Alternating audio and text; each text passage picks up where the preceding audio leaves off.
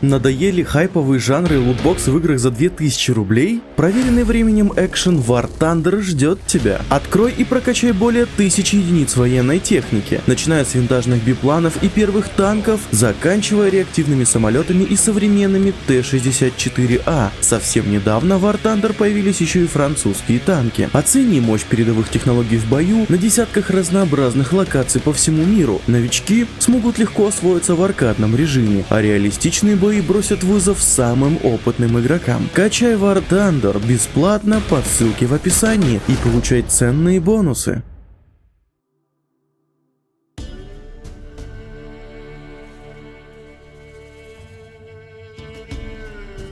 Мир Ведьмака, Неверленд, очень опасное место. И дело даже не в том количестве еще сохранившихся тварей, которые только и жаждут удобного момента, чтобы разорвать вас на маленькие кусочки, съесть и поиграть со станками. И даже не в вечной войне севера и юга, войне с эльфами, в похищениях дикой охотой, убийственном белом хладе и сумасшедших чародейках, которые даже за косой взгляд могут испепелить тебя. Вот уж где феминизм процветал бы при случае. Я говорю о сущностях, которые могут куда больше, чем убийство одного человека, о существах, чей потенциал, возможности, сила и ум могли бы позволить перекроить мир, нанеся ему непоправимый вред, превратя его в истинный рай или просто изменив на свое усмотрение. Тут уж на что хватит сил и фантазии. Вот о пятерке именно таких существ мы сегодня и поговорим. Поехали!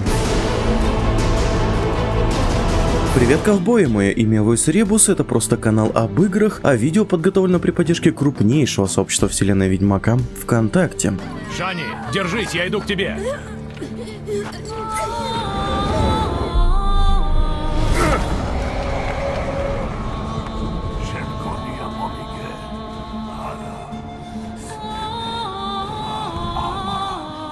И пятое место, хотя, наверное, не по значению, занимает невероятная мистическая сущность, герой многих легенд, сказок и рассказов, который в Ведьмак 3 воплотился собирательным образом чародея, дьявола, демона перекрестка, Вельзевула, джина и элементальной сущности. Конечно же, это обаятельный и разбирающийся в приготовлении пряников торговец зеркалами, душа раз или ложкой в глаз, Гюнтер Одим. Много рассказывать о нем не буду, вы все его и так прекрасно знаете, особенно из тех нескольких роликов, которые я ему посвятил и ссылочки на которые оставил в описании. Но эта сущность, происхождение которой мы не знаем наверняка, может управлять погодой Аки-друид, оставлять отметины, которые не в силах снять могущественные чародеи современности, останавливать время, ну или как минимум делать вид, что останавливает, и что самое невероятное лично для меня, и наверное неприятное для всего мира, исполнять чужие желания. Обычные демоны элементального плана просто убивают пару десятков людей и возвращаются в свой мир. Обычные исполняющие желания джинны невероятно редки и обычно не сильно стремятся исполнять твои желания, всячески их переиначивая. А вот Гюнтер,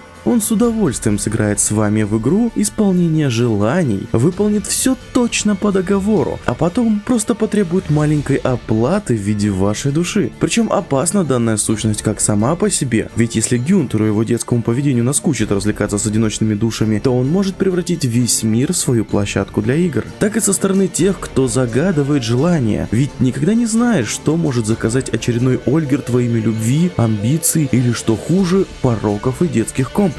Благо, есть одно но. При всем своем могуществе Гюнтер не всемогущ. Например, судьба Цири и острова Туманов ему не подвластна, а значит, возможно, и эльфы, и вообще кто-то кроме людей. Даже вон муха двигалась в супе, хотя время застыло. Так что да, потенциально Гюнтер может очень многое. Только вот и против него, скорее всего, найдется своего рода противодействие. Я искренне надеюсь на упоминание этого героя в будущих произведениях от Редов. Но пока лишь пятое место. Впрочем, на четвертом месте у нас не менее мистическое существо, или скорее даже мифологическое, которое так же как и демон в обличии Гюнтера присутствует во многих произведениях мировой литературы и видеоигр, особенно когда речь заходит о средневековье, магии, рыцарях, прекрасных дамах и целых куч золота. Драконы!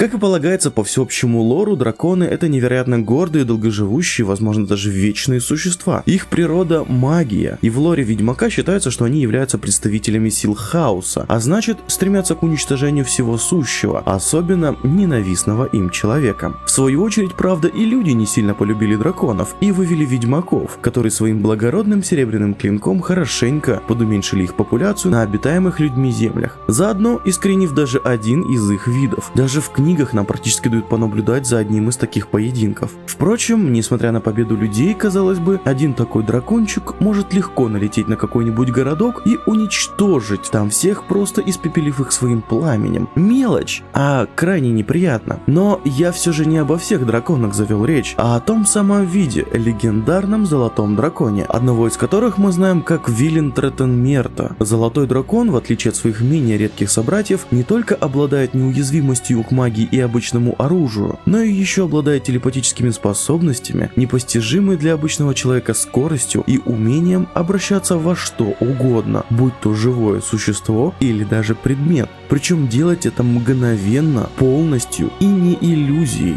Как бы вам сказать, при правильном воображении такого дракона невозможно уничтожить или поймать. Он неуловим, может быть где угодно, кем угодно, чем угодно. Добавьте к этому острый ум с тысячелетним опытом, вкупе с его силой, и мы получим очень могущественное существо, которое, может быть, и не сможет в одиночку изменить этот мир, но уж уничтожить часть его или спасти, поставив силой на место, скажем, того же Гюнтера, в силу своего особого происхождения, точно сможет. Но и таких драконов очень мало, и они слишком мудры и горды, чтобы заниматься подобным. Поэтому 4-е место.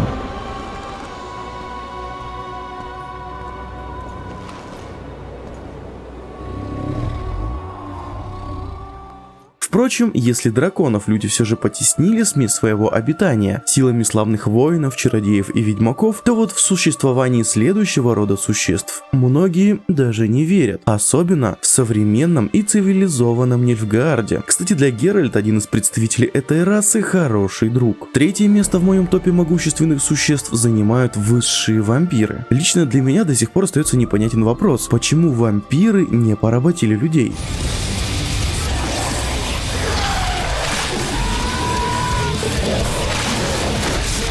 Несколько фактов. Вампир бессмертен, его нельзя убить ничем, чем обладает обычный человек, даже если его расчленить и сжечь и даже потом закопать. Чародеи тоже не сильно далеко ушли от своих менее одаренных собратьев, и разве что Вильгефордс, сильнейший и одареннейший из чародеев, смог магическим огнем сжечь одного неосторожного и пьяного от крови Региса, сплавив его прах с колонной. И то через несколько лет Регис все-таки воскрес, хотя и не полностью восстановился. Но то был лишь Регис. С более взрослым, а значит и более сильным вампиром не справился даже Геральт. Он вообще ничего не успел сделать. Даже при всех легендарных навыках Геральта он даже моргнуть не успел.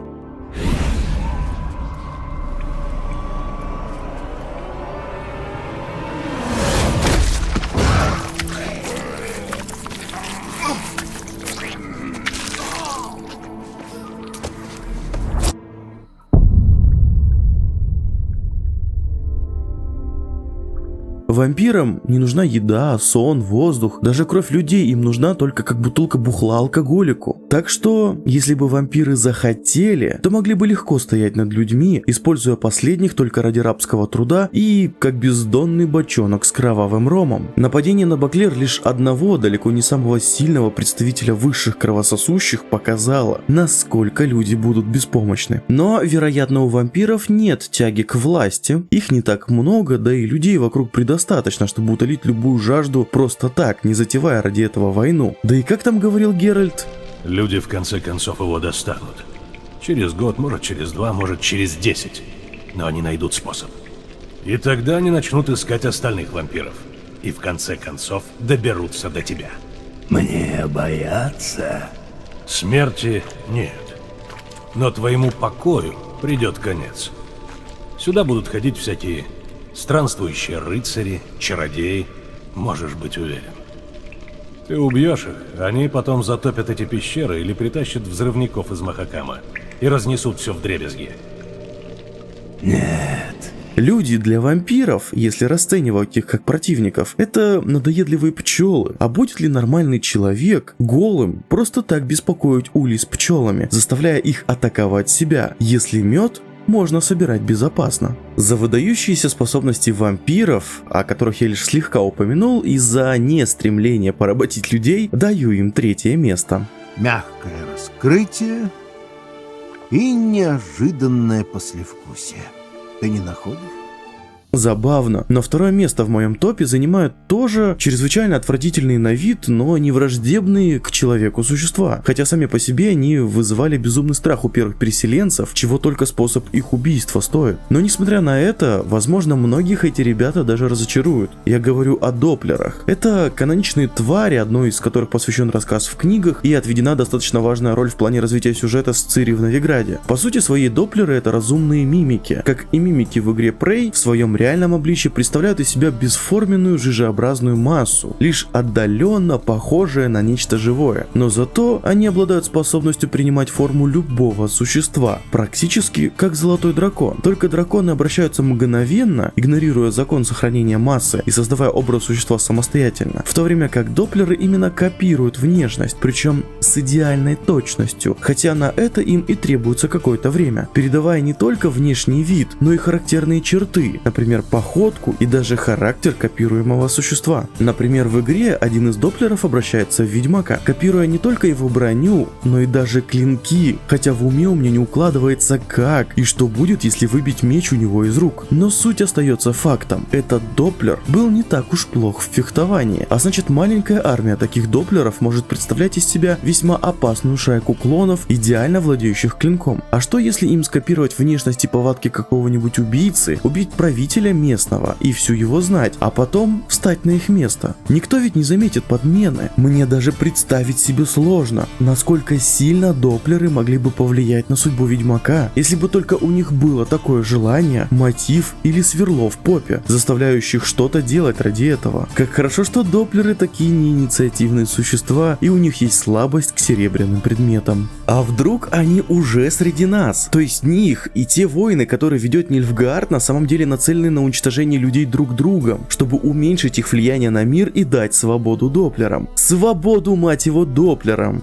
Блин, я даже захотел себе одного такого домой. Способность копировать кого угодно целиком и полностью очень бы пригодилась. Как-то даже захотелось побольше узнать об этих существах и их возможностях, но это лучше в отдельном видео. Все, хватит. Это была плохая идея. А сейчас финал нашего топа и самая сильная сущность в своем потенциале и влиянии на этот мир. Причем реально влияние, а не потенциальном, как у многих из озвученных мною существ. Прошу любить и жаловать, владычица пространства и времени, львенок из Цинтры, вестник перемен или просто ласточка по имени Цири, носительница активного гена старшей крови. Если честно, то ее могущество принадлежит как бы не ей, а той чародейке, которая создала его в себе, Ларри Доран, но, к сожалению, которая уже мертва. И долгие десятилетия эльфы и люди, в основном чародейского происхождения, следили за тем, как и куда переходит этот ген, иногда помогая некоторым бракам свершиться, а некоторым нет, в надежде воскресить эту силу когда-нибудь. И вот когда ниточка была практически утеряна, ген невероятно сильным даром открылся в девочке, чьи родители погибли в море по вине одного из них, нильфгаардского наследника престола, чья бабушка была убита нильфгаардскими воинами во имя вооруженного нападения на замок, и даже ее ночным кошмаром долгое время был черный рыцарь в доспехах с крыльями на шлеме, нильфгаардском шлеме. Забавно, что ее номинальный отец в итоге Эмгир Вар Эмрейс, император Нильфгаарда. Этой девочке подвластно пространство и время. Она способна уничтожить Белый Хлад и перекинуть всех эльфов народа Ольх и дикую охоту вместе с ними в мир Неверленда. Она даже смогла убить миллионы людей, перенеся в этот мир, пусть и случайно, чуму Катрионы. А я напомню, она еще и настоящая дочка императора Нильфгаарда, то есть девочка, которая имеет полное право на трон самой сильной и большой по территории империи. А еще Цирилла приемная дочка Геральта и Йеннифер. Лично я таких девочек больше не знаю. Так что ее потенциал, ее достижения и ее возможности многократно превосходят всех, кого я описал выше. Поистине, золотой ребенок. Такие как Вилентретен Мерт должны к ней на поклон приходить, а доплеры косплеят в каждом закоулке Новиграда. Ведь она А впрочем, и это не потолок ее возможностей. Как говорит нам тайное предсказание Итлины, Ласточка, хоть в ней и сильна сила старшей крови, не тот самый ребенок предсказания. Истинная роль Цири в судьбе Неверленда – это явить свету короля королей, истинного правителя и самую могущественную сущность того, кто действительно принесет этому миру процветание или уничтожит его. Такие вот пироги и законное первое место по потенциальному могуществу. Что ты знаешь о спасении мира, дурачок? Ты же простой ведьмак. Конечно, это далеко не все могущественные существа и сущности мира Ведьмака. Есть еще эльфы, которых потеснили люди, и эльфы дикой охоты, против которых даже была создана школа змеи, уникальные монстры, созданные чародеями, которых, правда, уже повырезали ведьмаки, сами по себе чародеи, на которых надел намордник Нильфгаард и выколол глаза Родовид, и ведьмаки, которые, если не силами крестьян, то уж в силу своей натуры, невосполнимости и опасности профессии вот-вот исчезнут. Вот так вот незаметно наша пятерка превратилась в десятку. Кстати, если у вас тоже на примете есть великие потенциально влиятельные существа, напишите о них в комментарии под видео. Хотя сути это не поменяет. Те 5 сущностей, рас и существ, о которых я рассказал, на мой взгляд, самые опасные для мира, и при желании, необходимости или шутки ради могут повлиять на него слишком сильно, гораздо сильнее, чем все остальные. Даже влияние Геральта на его же мир, со всей его избранной судьбой, предназначением и смертью на другом конце острия, лишь инструмент, и большой роли, вероятно, не играет. Впрочем, об этом уже в следующем видео. Ну а пока на этом все. Всем спасибо за просмотр. Надеюсь, видео вам понравилось, а значит, стоит поставить ему лайк и подписаться на канал. Также рекомендую заглянуть в записки старого Ведьмака. Там как раз закончились воспоминания Геральта о первом приключении с Лютиком. Если кто подзабыл историю, конечно же. Ссылочка будет в описании под видео. Ну а мы увидимся уже очень скоро в новом видео. Но пока на этом всем пока-пока.